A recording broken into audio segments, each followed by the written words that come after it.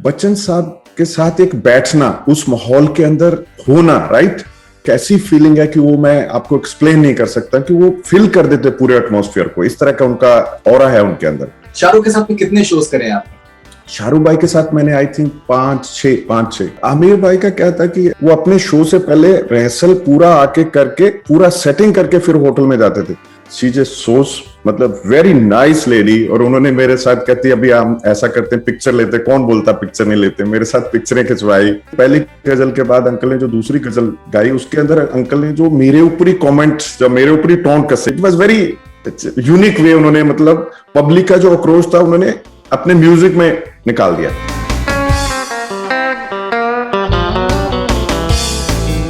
दोस्तों, मैं राजेंद्र सिंह, आप देख रहे हैं बॉलीवुड हंगामा। डू सब्सक्राइब एंड आपको इसके अंदर बहुत ही इंटरेस्टिंग और बढ़िया बॉलीवुड से रिलेटेड सब कुछ, सब मसाले मिलते रहेंगे।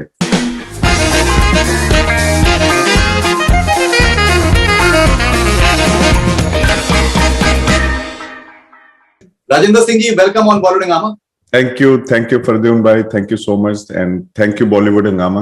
ऑलराइट, तो मैं पहले अपने दर्शकों को मैं बताना चाहूंगा कि 2016 में पहली बार मेरी मुलाकात हुई राजेंद्र भाई से। स्टार प्रमोशंस इनकी एक बहुत ही कमाल की कंपनी है, जिसमें ये शोज करते हैं यूएस कनाडा में इंडियन आर्टिस्ट का। बहुत सालों से कर रहे हैं। एंड मेरी पहली बार इनसे मुलाकात हुई थी ड्रीम टीम टूर मैं कवर करने के लिए गया था, तो वहां पर इनसे मुलाकात हुई थी। जी, इंटरेस्टिंग चीज मुझे याद ये है कि ह्यूस्टन के एयरपोर्ट पे हम लोग सैन फ्रांसिस्को के लिए हम लोग फ्लाइट ले रहे थे and Rajendra ji was there. और वेरी इंटरेस्टिंग। उन्होंने सब लोगों की हेल्प करी, स्पेशली लगेज में, बिकॉज जो डोमेस्टिक ट्रैवलिंग होती है यूएस में, उसमें लगेज का सर्टेन इश्यूज होते हैं। And Rajendra ji was extremely helpful. That was the first time that I met him. और उसके बाद से मतलब हम बहुत सालों से मैं जानता हूँ इनको। राजेंद्र जी, बहुत बहुत स्वागत आपका। एंड ये जो आपकी जर्नी आपकी रही है, सबसे पहले तो फरदीन भाई, थैंक यू सो मच आपका, आपकी पूरी टीम का, बॉलीवुड हंगामा का, मुझे आपके साथ यहाँ बैठा के इंटरव्यू करने के लिए थैंक यू सो मच जी। It's my pleasure Rajendra ji. And इतना आपने कमाल का आपने काम किया है over a period of time, so you definitely deserve to be recognised. मेरा पहला सवाल आपसे ये था राजेंद्र जी कि आप कितने साल से आप इस बिजनेस में हैं, और पहला आपका शो कौन सा था, आपको याद? अभी करीबन 23 इयर्स हो गए मेरे को इस लाइन में, तो 23 साल हो गए मेरे को। पहला शो कौन सा था आपका? पहला शो था मेरा, मैंने मतलब जब मैं लकली क्या था, मैं जब इंडिया में ही था तब से ही शोज वगैरह चालू कर दिए थे। एंड इंडिया के अंदर मैं शोज तो 95 में शो चालू कर दिए थे। तो राजस्थान के अंदर, वो राजस्थान से बिल्कुल वो जितने भी शोज होते थे, वो जैसे मैंने कभी अपनी जिंदगी में सोचा नहीं था कि वो प्रोफेशनल शो लाइन में मैं चला जाऊंगा। एंड वो हम लोग जैसे किसी स्कूल, किसी संस्था के लिए, मतलब फंडिंग के लिए किया करते थे।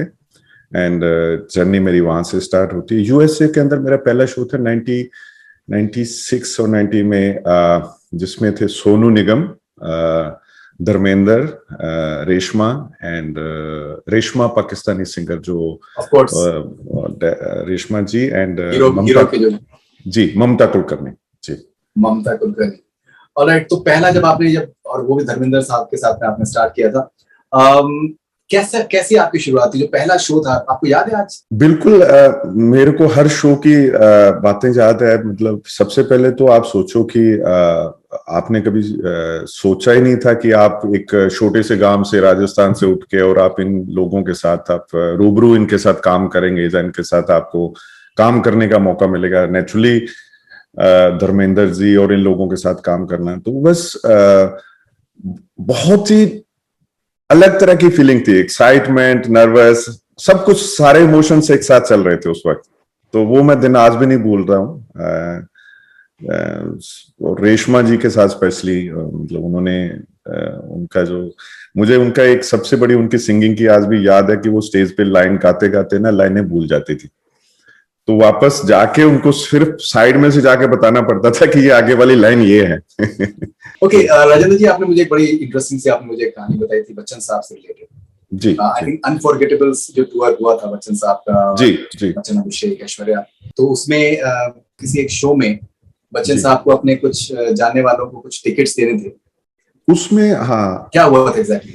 उसमें क्या हुआ था कि सबसे पहले तो मैं बच्चन साहब के लिए डेफिनेटली, कौन बच्चन साहब का फैन नहीं है, कि बच्चन साहब के साथ काम करना एक बड़ा, हम जैसे लोगों के लिए तो मतलब मेरे लिए एक बहुत ही बड़ा काम था कि मैं बच्चन साहब के साथ काम कर रहा हूँ। सबसे अच्छी बात क्या थी बच्चन साहब के साथ, जो मेरे इंसिडेंट थे, कि बच्चन साहब, मेरा ह्यूस्टन का पहला शो था, तो बच्चन साहब 3 दिन पहले आ गए थे। वो जैसे आ गए थे, शो से पहले रोज सुबह जब एक बार मैं दिन में बच्चन साहब को मिलता था, वो बच्चन साहब सबसे पहले पूछते थे, राजेंद्र जी कैसा है, राजेंद्र जी आपका शो कैसा है। बच्चन साहब के साथ एक बैठना, उस माहौल के अंदर होना, राइट, वो इट इज लाइक एक अलग फीलिंग होती है कि जैसे कोई मतलब एक ऐसा ऑरा है, जो एक ऐसी फीलिंग है कि वो मैं आपको एक्सप्लेन नहीं कर सकता, कि वो फील कर देते पूरे एटमॉस्फेयर को, इस तरह का उनका ऑरा है उनके अंदर। तो फिर दूसरी बात, उनका एक कंधे पे हाथ रख के बात करना, जहाँ एक एक एक कंफर्ट लेवल अलग ही आ जाता था। तो उनकी एक बड़ी इंटरेस्टिंग बात है कि बच्चन साहब को वो ऑलमोस्ट सोल्ड आउट शो था, 14,000 पीपल, ह्यूस्टन टेक्सास के अंदर पहली बार शो था। तो बच्चन साहब के किसी अपने लोगों को कोई टिकट चाहिए थे। वो यूजुअली अक्सर क्या होता है कि एक्टर एक्ट्रेसेस आर्ट ऑर्गेनाइजर को बोलते हैं, भैया आप हमें ये 100 टिकट दो, ये टिकट दो, हमारे आर्टिस्ट को चाहिए या हमारे उसको चाहिए। तो अच्छी बात, सबसे बात मेरे को अच्छी क्या, मतलब बच्चन साहब की, बच्चन साहब ने मेरे को बिना बताए पूरे के पूरे 100 एंड 125 वीआईपी टिकट खुद बाय किए, बॉक्स ऑफिस से बाय करके करवा के अपने दोस्तों को बांटे, जो उनके दोस्तों को देने थे। तो बड़ा बहुत ही इंटरेस्टिंग वो लगा। मैं बच्चन साहब को जब मिला सुबह, मैंने कहा बच्चन साहब आपने ऐसा क्यों किया, तो कहते नहीं भाई तू अपना काम कर रहा है, कोई आपको थोड़ा बॉदर करेंगे, आपके ऊपर इतनी ऑलरेडी स्ट्रेस है। तो एक होता है कि कुछ लोग होते हैं कि जो आपकी स्ट्रेस को और बढ़ा देते हैं। बच्चन साहब जो स्ट्रेस लेवल को एकदम एकदम नॉर्मल कर देते हैं। और उसके बाद जब दूसरे दिन शो का टाइम था, तो मैं बच्चन साहब को लेने आता हूँ। शो से पहले नेचुरली हॉल से मैं आया हूँ, सब हमारा काम स्मूथली चल रहा था, तो मैं बच्चन साहब को होटल से पिक करने आया। तो बच्चन साहब ने जब वो सिक्योरिटीज, अशर्स, इतनी बड़ी जो जहां ब्लैक कमांडर्स होते हैं 20, तो बच्चन साहब ने उतरते ही मेरे को बोला, यार ये राजेंद्र जी, जैसे जिस तरह से उनकी भारी भरकम आवाज है, अरे राजेंद्र जी ये हमारे लिए ऐसा, मैं तो कोई प्रेसिडेंट प्राइम मिनिस्टर थोड़ा हूं। तो इट वाज लाइक नेचुरल, कुछ चीजें निकलती है। तो मैंने कहा बच्चन साहब आप मेरे लिए प्रेसिडेंट से बड़े हैं। तो बच्चन साहब ने कंधे पे हाथ रखा, वो एक उनकी एक अलग, आज भी मेरे को फीलिंग महसूस है। कंधे पे हाथ रखा और गाड़ी में बैठे और मुस्कुराए और चले गए। कुछ ऐसी यादें। मुझे याद है अनफॉरगेटेबल टूर हम लोगों ने कवर भी किया था बॉलीवुड पे, और जी वीडियोस हम लोगों को मिलते थे। स्टाफ ने आई थिंक ऑर्गेनाइज करवाया था।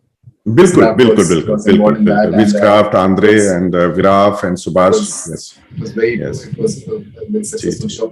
राजेंद्र भाई आपने मुझसे कुछ जिक्र किया आमिर के बारे में। अच्छा, आमिर बहुत कम शोज, अब तो खैर बहुत ही करते ही नहीं है, बहुत बहुत सालों से, लेकिन वो 90s के दौर में करते थे।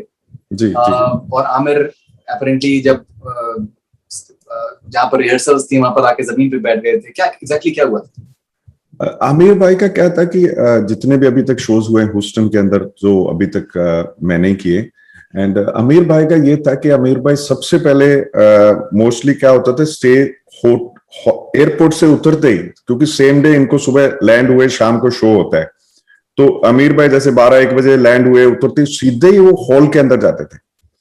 और हॉल के अंदर उनसे ज्यादा मैंने just little little things like, इतना परफेक्शनिस्ट, इतना प्रोफेशनल आदमी, वो अपने शो से पहले रिहर्सल पूरा आके करके, पूरा सेटिंग करके फिर होटल में जाते थे। ऑलमोस्ट कभी कभी तो ऐसा हो जाता था कि वो अपने कपड़े और उनकी ड्रेसेस, मुझे याद है उन्होंने वही हॉल के अंदर ही मंगवाई थी, कि मैं मतलब 2-3 घंटे अपने एक्ट को, वो जब तक उनका पूरा एक्ट सेटिंग नहीं हुआ उनका, वो होटल के अंदर तैयार होकर सोने के लिए नहीं गए, वो हॉल के अंदर ही बैठे रहे। ये कौन से साल की बात है और कौन सा शो था? ये था लगान से पहले, I think it was millennium मस्ती, मेगा मिलेनियम था, ये मेगा मिलेनियम था, मेगा मिलेनियम की बात कर रहा हूँ, मेगा मिलेनियम समझ 2000 2001 के। उसके अंदर अक्षय खन्ना, दूसरा वो अक्षय खन्ना थे इसके साथ। जी जी, that must have been experience. Shahrukh Khan के साथ में आपने काफी आपने शोज करे हैं, तो शाहरुख खान बहुत ज्यादा पॉपुलर हैं, स्पेशली ओवरसीज बहुत ज्यादा पॉपुलैरिटी यूएस में बहुत ज्यादा है। बहुत तो ज्यादा। शाहरुख खान के जो फैंस का जो एक मजमा लग जाता है हर होटल के बाहर आके, तो वो आप कैसे आप डील करते थे? बिकॉज आई थिंक वो भी एक अपने आप में सिक्योरिटी हैजर्ड होता होगा डील करना ऐसी सिचुएशन। बिल्कुल, मोस्टली हम लोग क्या करते थे कि हमारा कोशिश तो ये होता है कि जिस होटल में आर्टिस्ट, दो होटल हम बुक करते हैं, एक डमी होटल, एक दूसरा होटल, तो कोशिश करते हैं कि थोड़ा 50% क्राउड दूसरे होटल में डिवर्ट हो जाए, कि एक अच्छा। होटल के अंदर इतनी इतनी क्राउड नहीं हो, क्योंकि अगर हमारे ऑफिस में फोन आता है कि कहाँ ठहरे हैं, तो हम दूसरे होटल का बताते हैं, ये ठहर किसी और होटल में रहे होते हैं। थोड़ा सा उससे क्या होता है हमारे को, क्योंकि ये जो अमेरिकन इनके जो होटल का सिस्टम है, उनको इतनी क्राउड, इस तरह से जो हमारी क्राउड आती है इतने प्यार से, मोहब्बत से एकदम, मतलब ये हम लोग ना जो देसी है ना, तो बड़े भरे हुए हैं प्यार मोहब्बत के साथ, राइट।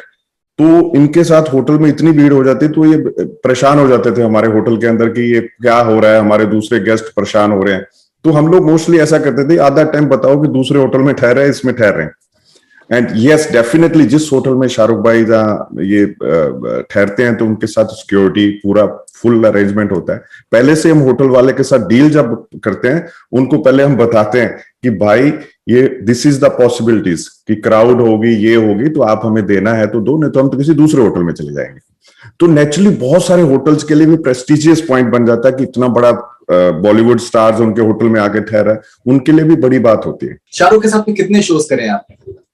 शाहरुख भाई के साथ मैंने आई थिंक पांच छह, हाँ 5। That is amazing. Okay, and Rekha ji के साथ में आपका बड़ा एक यूनिक तजुर्बा रहा है, because Rekha ji I think खासी एनिग्मेटिक फिगर हैं। लोगों को उनके बारे में काफी लोगों ने अजम्पशंस करे हुए हैं कि वो ऐसी होंगी वैसी होंगी, लेकिन आई थिंक आपका एक्सपीरियंस कुछ डिफरेंट रहा उनके साथ। नहीं, बिल्कुल। हम लोग क्या होता है, मैं आपको बताऊं कि जो ऑर्गेनाइजर्स ये बातें जो आर्टिस्ट के बारे में, आर्टिस्ट अच्छा है, आर्टिस्ट स्नोबिश है, आर्टिस्ट मूडी है, आर्टिस्ट तंग करने वाला है, राइट। वो क्या होता है कि एक ऑर्गेनाइजर दूसरे ऑर्गेनाइजर को पहले से फोन करके बता देता है, भाई ये थोड़ा टेढ़ा आदमी है और ये अच्छा आदमी है। तो हम लोग क्या होता है कि we are very professional people, हम लोग उसी तरह से इनको हैंडल करते हैं कि कौन किस तरह से है। तो जैसे रेखा जी के बारे में बहुत ही अच्छा एक्सपीरियंस है कि मेरे को बहुत सारे लोगों ने बोला, जी रेखा जी का बहुत मूडी है और वो किसी के साथ पिक्चर नहीं खिंचवाते, वो किसी को मिलते नहीं है। तो naturally being a organiser, I am very professional person. तो मेरा ये रहता है कि आप अपने काम से काम मतलब रखो, आपको कौन सा काम करो और प्रोफेशनली निकल जाओ, राइट। शो करो और बाहर निकल जाओ। एंड मैंने एयरपोर्ट पे definitely as a organiser receive करने गया, और मैंने इवन जाके रेखा जी को ये भी इंट्रोड्यूस नहीं किया कि मैं ऑर्गेनाइजर हूँ इस शो का। तो मैंने जिस आदमी को रेखा जी के लिए ड्यूटी लगाई हुई थी, उसको ही आगे किया, उन्होंने फ्लावर दिया आगे, और उन्हीं के साथ मैं गाड़ी में बैठा के रेखा जी को होटल में भेज दिया। एंड रेखा जी को यहाँ पर 4 दिन रहना था। तो आप बिलीव नहीं करोगे, 4 दिन एवरी डे उनकी खाने की, she is very picky about her food and stuff, curds, ये वो उनका अलग से सिस्टम है। तो जो भी मेरे पास रिक्वायरमेंट, जब फोन पे बात होती थी, हम लोग प्रोवाइड करते रहे। आप बिलीव नहीं करोगे, it's a very unique experience. Show खत्म होने के बाद भी तक नहीं मैं रेखा जी को मिला। शो के दूसरे दिन भी रेखा जी को हॉस्टल में रहना था, तो रेखा जी ने सुबह फोन करके बुलाया कि भाई आप सब ऑर्गेनाइजर आके मिलते हैं, सब लोग आके बात करते हैं, आप अभी तक मेरे को मिलने नहीं आए, राइट। तो मैं ब्रेकफास्ट पे था, तो मैंने जाके रेखा जी को, I am very open that I से, मैंने जी ऐसा सुना था, आई थॉट कि बेटर आप मिलना नहीं चाहते। You won't believe, she just so, मतलब वेरी नाइस लेडी। और उन्होंने मेरे साथ कहती, अभी हम ऐसा करते हैं, पिक्चर लेते, कौन बोलता पिक्चर नहीं लेते, मेरे साथ पिक्चरें खिंचवाई। फिर दूसरे दिन मतलब बड़े आराम से, एक जो कई बार क्या होता है कि किसी के बारे में एक अलग असम्पशन भी लोग फैला देते हैं कि कौन आदमी कैसा है। तो और दूसरा क्या कि ये मैं ऑर्गेनाइजर को भी बोलता हूं, भैया आपके हाथ में आपकी इज्जत, तो थोड़ा आप इज्जत से रहोगे तो आपको डेफिनेटली इज्जत मिलेगी। अगर आप जाके एकदम क्या बोलते हैं ना, फैल ही जाओगे, तो इज्जत आप अपने आप ही अपनी इज्जत गुवा देते हो। नाउ राजेंद्र जी, जो शोज हैं, स्टेज शोज हैं, बहुत पॉपुलर हैं, बिकॉज बॉलीवुड के स्टार्स बहुत पॉपुलर हैं, लेकिन लोगों को इस चीज का अंदाजा नहीं होता है कि 13-15 हजार लोग आते हैं शोज को देखने के लिए, बड़े से बड़े स्टेडियम्स, बड़े से बड़े ऑडिटोरियम्स में, और मे भी दुनिया के आई थिंक फाइनेस्ट ऑडिटोरियम्स में आप लोग शोज करते हैं, क्योंकि अमेरिका में जो ऑडिटोरियम्स हैं वो स्टेट ऑफ द आर्ट हैं, यहाँ पर कॉन्सर्ट्स होती हैं, रॉक कॉन्सर्ट्स होती हैं। इतने बड़े शो को मैनेज करना बड़ा मुश्किल काम है, उसमें फायरवर्क्स भी हैं, उसमें सिक्योरिटी के भी इश्यूज हैं, उसके अलावा ये है कि आपको एकदम सारी चीजें वो बिल्कुल टाइम टू टाइम होना है। और अगर कोई चीज उसके अंदर बीच में कहीं अगर साउंड का प्रॉब्लम आ गया, कोई अगर वीडियो का प्रॉब्लम आ गया, लाइट का प्रॉब्लम आ गया, तो पब्लिक जो है फिर वो रूथलेस होती है, बेरहम होती है जी। कि they don't expect any sort of goof ups in big shows especially. As an organizer, आपका कभी कोई ऐसा एक्सपीरियंस रहा हो कि आपको लगा कि यार अब तो शो खत्म हो गया, this is a flop show, and then फिर वो कैसे बचा शो? ऐसे बहुत सारे एक्सपीरियंस है शो बिजनेस के अंदर। फर्स्ट ऑफ ऑल, जैसे आपने बोला कि हमें हमारे पास सिर्फ 3 और 3.5 घंटे के अंदर पूरी परफॉर्मेंस, जो पूरा लोगों से हमने पैसा इकट्ठा किया होता है, टिकट्स पेस होता है लोग, एंड क्राउड का यू नेवर नो, अगर आपकी छोटी सी भी गलती आपसे कुछ हो जाती है तो crowd, you never know crowd किस तरह पलट सकती है। तो मेरा एक बड़ा ही मेरे 2 एक्सपीरियंस है, मैं आपके साथ ऐसा शेयर करता हूँ। एक मेरा शो था जगजीत सिंह जी का। जगजीत सिंह का शो था, एंड शो के अंदर क्या होता है कि यहाँ पर ईस्टर संडे था। तो ईस्टर संडे को हमें नहीं पता था कि हॉल के अंदर सारे अशर सिक्योरिटी बिल्कुल नहीं आएंगे। तो आप बिलीव नहीं करोगे कि गर्मी बार अप्रैल के अंदर, टेक्सास के अंदर गर्मी है, लोगों को अंदर भी एंटर करना है। जब हम हॉल शो हमारा 7:30 स्टार्ट होना था, तो हमारे पास अशर सिक्योरिटी नहीं थे। अब जगजीत अंकल के साथ क्या था कि नेचुरली वो एक श्री गंगानगर से हैं, मैं भी श्री गंगानगर से, तो उनका मेरे साथ बड़ा अलग, हम अंकल अंकल बोलते थे, अंकल अंकल। तो अंकल आके बैक स्टेज पे आके बैठ गए। तो मैंने बोला कि सिक्योरिटी नहीं है तो सब कुछ नहीं है। तो द गुड थिंग, हमेशा अच्छे लोगों के साथ आप जब ऐसे इस लेवल के लोगों के साथ काम करते हो तो कुछ सुजेशन और कुछ बातें मिल जाती है आपको। तो मैं गया अंकल को, तो मैंने कहा अंकल ऐसा करते हैं कि शो हम नेक्स्ट दिन तक टाल देते हैं, या नेक्स्ट वीक या उसके बाद वाली जो डेट मिलती है हम उसमें कर सकते हैं। तो अंकल ने एक बहुत अच्छा सुजेशन दिया। कहता यार राजेंद्र, जो मेरे को देखने आए ना, वो इतनी दूर से देखने आए, तो कम से कम आप ऐसा करो, डोर खोल दो। आप बिलीव नहीं करोगे कि नेचुरली एज ए ऑर्गेनाइजर की जिसने एक ने वीआईपी टिकट लिया है, एक ने सस्ती टिकट लिया है, वो सस्ती वाला सबसे फ्रंट रो पे आके बैठा हुआ है, राइट। तो पूरे का पूरा हॉल भर गया। तो मैं ये एक बात जरूर बोलूंगा कि एक आर्टिस्ट के अंदर भी एक टैलेंट होता है। ये बहुत ही कम आर्टिस्ट होते हैं जो क्राउड को मैनेज कर सकते हैं, और इस तरह की गंदी सिचुएशन के अंदर कि जब एज ए ऑर्गेनाइजर को जूते पड़ने वाले होते हैं 100%। तो मैं गया, तो I know how to crowd management and stuff, and then मेरा एक था कि अब बाहर जाना तो पब्लिक से जूते खाना है तो मैं चुपचाप बैक स्टेज पे बैठा हुआ। तो अंकल ने गाना स्टेज पे गाना चालू कर दिया, पूरा hall full, sold out show था। तो मैं, आप बिलीव नहीं करोगे, सबसे पहले अंकल के जो पहली गजल के बाद अंकल ने जो दूसरी गजल गाई, उसके अंदर अंकल ने जो मेरे ऊपर ही कॉमेंट, जब मेरे ऊपर ही टोन कसे कि राजेंद्र ने पैसे बनाए, राजेंद्र ने ये किया जानबूझ के। It was very unique way, उन्होंने मतलब पब्लिक का जो आक्रोश था उन्होंने अपने म्यूजिक में निकाल दिया। अब थोड़ी देर के बाद नेचुरली कुछ 1-2 लोग तो पब्लिक में ऐसे इरिटेटेड होंगे ना, जिनके पास वीवीआईपी टिकट थी और आगे बैठे, तो वो कोई चप्पल लेके कुछ कर रहा है तो कुछ रहा। तो थोड़ी देर के बाद जगजीत अंकल ने मेरे को बड़े प्यार से स्टेज पे बुलाया। कहते, मतलब उनकी एक अलग स्टाइल थी, वो हम लोग उनको डेफिनेटली एक फादर फिगर की तरह हमेशा ट्रीट करते थे। तो अंकल ने मेरे को बड़े प्यार से बुलाया, जैसे हम हमेशा एक आदत थी। मैं आज आपको एक बहुत अच्छा इंसिडेंट बताता हूँ। जगजीत सिंह जाने के बाद मैंने कभी उनकी गजल नहीं सुनी, और मैं उनकी गजल आज तक जब उनका उसको मैं सुन नहीं पाया हूँ, क्योंकि मेरे को एक, हमने हमेशा उनके इतने शोज किए, उनको देखते हैं तो विंग में उनका हारमोनियम म्यूजिक करते करते उनका हमारी विंग की तरफ इशारा करना और मजाक करना, वो हमेशा हमारे जहन के अंदर घुसा रहता है कि वो, मतलब मैं सुन नहीं पाता हूँ आज तक। तो अंकल ने आहिस्ता आहिस्ता गाने पे करते करते मेरे को स्टेज पे बुलाया, राजेंद्र इधर आ। मेरे को स्टेज पे नेचुरली वो बैठे होते तो खड़ा कर लिया आके, तो बैठाया उसके, खड़ा हो जा, फिर बैठ जा, कैसे करते रहे 2 बार। तो मुझे नहीं समझ आ रही अंकल क्या कर रहे हैं। थोड़ी देर के बाद बोलते हैं मैक पकड़ लिया, बोलना है कुछ बोल, लाइक दैट वे। फिर नेचुरली मेरे जो दिल में था कि मैंने बोला कि definitely it's as a organiser ये मेरी गलती है, but yes same time I just want to explain to you guys कि ये हॉल वाले अशर्स और सिक्योरिटी कोई शो अप नहीं हुआ, तो इसमें 2 ऑप्शन थे हमारे पास, हम शो करें या नहीं करें। एक किस्सा तो ये था। दूसरा किस्सा एक बहुत ही जो इंटरेस्टिंग था, एक ड्रीम गर्ल्स करके शो हुआ था जिसमें रवीना टंडन, महिमा चौधरी, उर्मिला मातोंडकर, लीसा रे, एंड ये गर्ल्स का, ड्रीम गर्ल्स का शो हुआ था। तो उसके अंदर क्या होता है, हमारा पूरे का पूरे शो के अंदर जो हमारा साउंड एंड लाइट स्पेशली बिल्कुल जो होता है ना कि वो एकदम मैसअप हो गया था। एंड हमें अंदर से पता था कि हमारा शो नहीं हो पाएगा आज।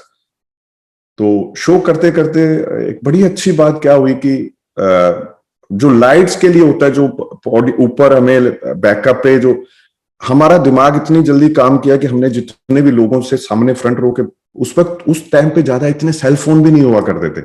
सबसे 15-20 अपने खास लोगों से फोन लिए कि आप हमें फोन दो। उस फोन को हमने ऊपर जाके कोऑर्डिनेट करवाया कि लाइट के इंस्ट्रक्शन फोन ऑन रहे और लाइट के इंस्ट्रक्शन एक दूसरे को चालू रहे कि कौन सी लाइटिंग कब होनी है। वॉकी टॉकी सारा whole mess system was messed up. And आप बिलीव नहीं करोगे, जो I think there are so many अलग अलग तरह के ऑर्गेनाइजर होते हैं। एंड शो चालू हो गया एंड मुझे पता था कि कभी भी कुछ भी पब्लिक की मतलब चिल्लाने की या गालियों की आवाज आने वाली है। और मैं पीछे घास था। वो होता है कि जब शो हमारा सेटअप हो जाता है, स्टेज सेटअप हो जाता है, तो हम अक्सर जाके तैयार होने चले जाते हैं घर पे, राइट। मैं वही था उसी ड्रेस में। तो मैं बाहर, फिरदौन भाई आप बिलीव नहीं करोगे कि मैं बाहर नीचे ग्रास के ऊपर बैठा हुआ हूं।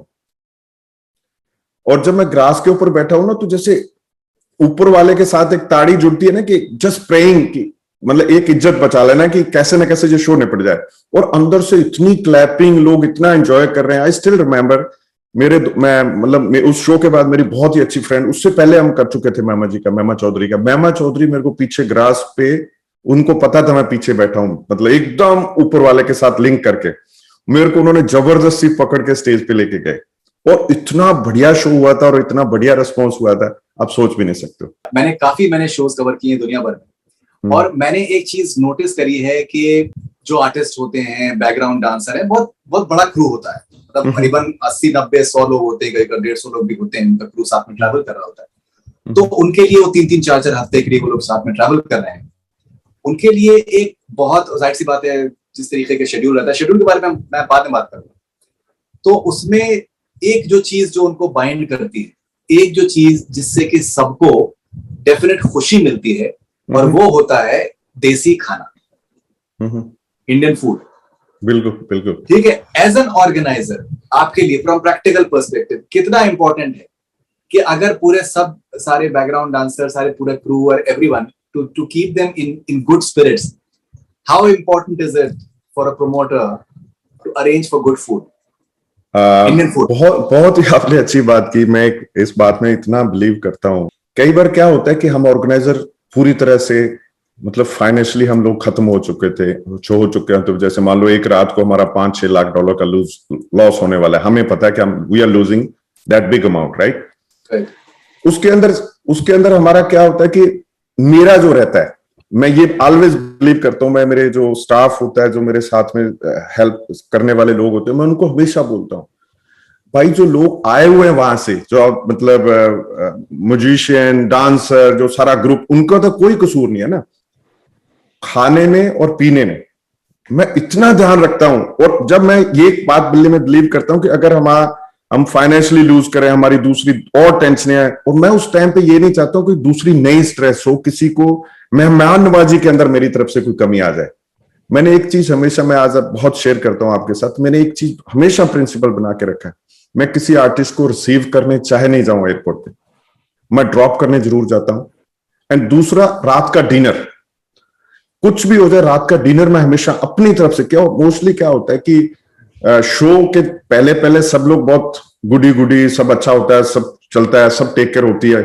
जैसे ही शो खत्म हुआ है तो लोग मतलब गायब हो जाते हैं मोस्टली। तो मेरा ये रहता है कि रात का डिनर इस तरह से होना चाहिए, अच्छी तरह से गर्म, क्योंकि शो लेट खत्म होते हैं, खाना ठंडा खराब। रात का डिनर बहुत अच्छा होना चाहिए, और दूसरे दिन सुबह ड्रॉप जरूर करना चाहिए। ये मैं हमेशा आज तक मैंने हमेशा किया। That is I think very well said. Okay, now Rajendra जी, एक और बहुत इंपॉर्टेंट एस्पेक्ट होता है दैट लोगों को लगता है कि शोज हैं और बड़ा ग्लैमरस है, बड़ा एंटरटेनिंग है, लेकिन जो लोग उसको कर रहे होते हैं, चाहे वो ऑर्गेनाइजर हो, चाहे वो क्रू है या फिर बैकग्राउंड डांसर्स हैं या फिर बाकी जो जितने भी डायरेक्टर्स हैं और साउंड पीपल एवरीवन, तो उनके लिए वो एक बहुत ही मुश्किल दौर होता है, बिकॉज शोज आप लोगों के होते हैं यूजुअली फ्राइडे सैटरडे संडे में, आपके बैक टू बैक आपके शोज होंगे अलग अलग शहरों में। अमेरिका में इंडिया की तरह नहीं है कि टाइम डिफरेंस नहीं है, वहां पर टाइम जोन भी अलग हो जाते हैं कि आप ह्यूस्टन से आप सैन फ्रांसिस्को जाएंगे तो टाइम जोन अलग हो जाएगा, ह्यूस्टन से आप ऑरलैंडो जाएंगे तो वहां पर टाइम जोन अलग हो जाएगा। मैंने देखा है कि कुछ ऑर्गेनाइजर जो हैं वो टाइम जोन्स का ध्यान रखते हैं while प्लानिंग देयर शोज। और आप खुद मतलब ह्यूस्टन से आप हमारे साथ में सैन फ्रांसिस्को आप हमारे साथ में गए थे, रात में कोई सोया नहीं था। जो भी नींद हुई होगी वो फ्लाइट में जितना आदमी सो सकता है, दैट्स अबाउट इट। तो वो आप इतने सालों का जो आपका एक्सपीरियंस है उसको आप प्लान कैसे करते हैं अपने खुद के लिए भी और बाकी सारे क्रू के लिए?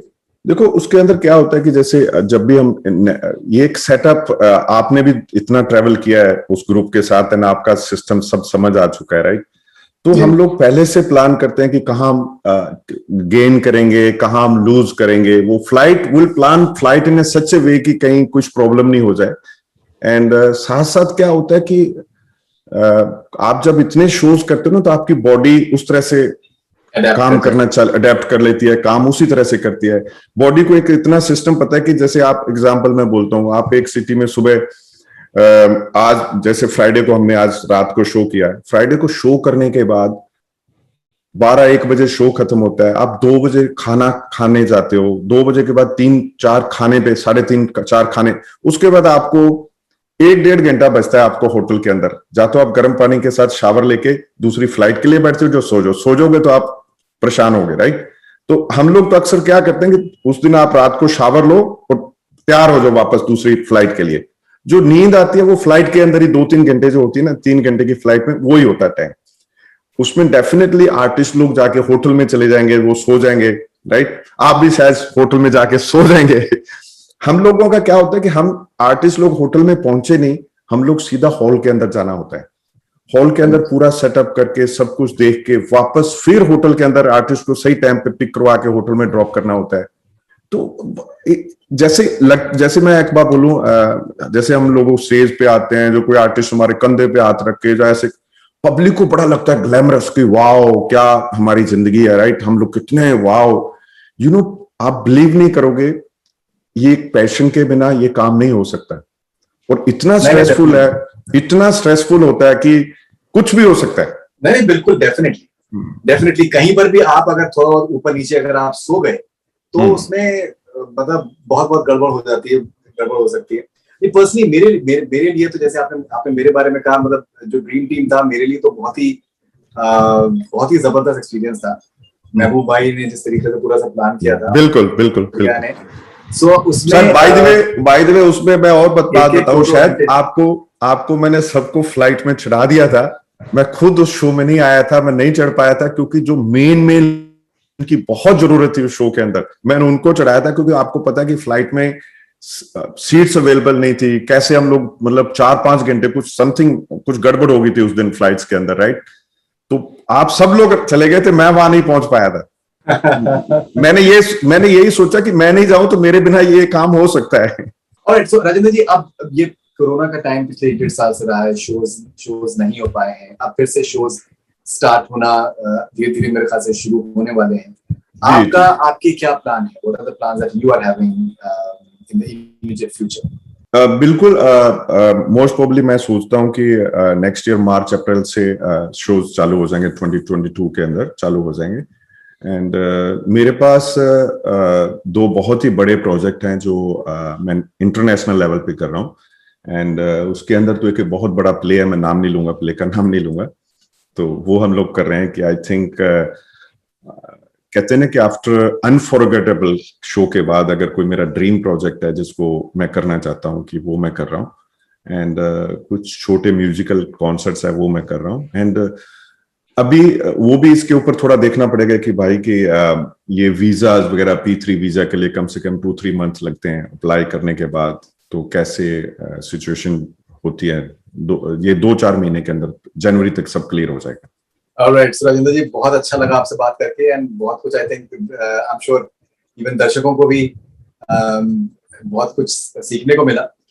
शोज जो हैं ये बहुत पॉपुलर रहते हैं और सिर्फ जिस वक्त ये होते हैं उस वक्त पॉपुलर नहीं रहते हैं, बहुत सालों तक शोज के बारे में चर्चे रहते हैं, चर्चे किए जाते हैं। बिल्कुल। And you've met some amazing people, and I'm sure that there are many more stories that we can discuss, but maybe at some other time.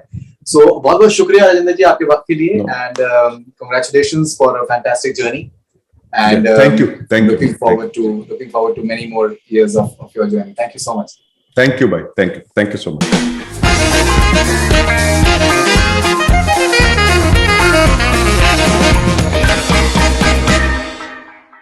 दोस्तों, मैं राजेंद्र सिंह, आप देख रहे हैं बॉलीवुड हंगामा। डू सब्सक्राइब एंड आपको इसके अंदर बहुत ही इंटरेस्टिंग और बढ़िया बॉलीवुड से रिलेटेड सब मसाले मिलते रहेंगे।